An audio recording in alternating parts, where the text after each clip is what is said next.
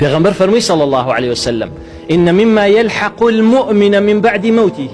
ئەوەی کە لە دوای مردنی ئینسانێک کە سوودی پێگەیەنێ علما علمه ونشره کەسێکە کە علمێکی شەرعی بڵاو کاتەوە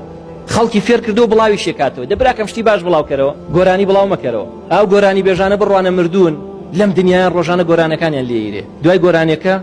هەست بە خۆشی ناکەی هەست بە دڵتەنگیەکە ێزانی بۆ دەبری گۆرانی گوناحە دەبری خوای گەورە لە قورئان سەرزەنشتێکە فەرمێ أفمن هذا الحديث تعجبون وتضحكون ولا تبكون وأنتم سامدون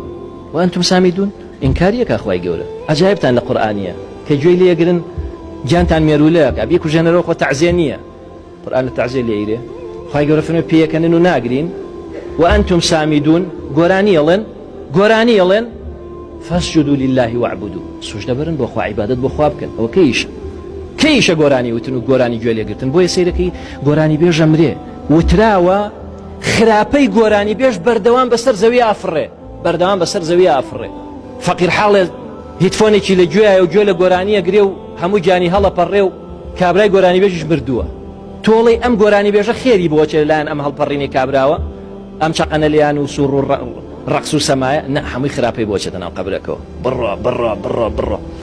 ئەی کرد ئەی شتێکی باش بڵاوەکەیتەوە بۆنمە وتارێ بڵاوەکەیتەوە بۆنمە ئامۆژگاریە بڵاوەکەیتەوە بانگێ بڵاوەکەیتەوە سوورەتی قورئان بڵاوەکەیتەوە ئەمە چییە؟ ئەمە لە دوای مردنە چەند کەس گوێی لێگرێ بەردەوام چاکە بۆیەتە ناو گۆڕەکەتەوە بۆیە بیکە برا خۆشەویستەکەم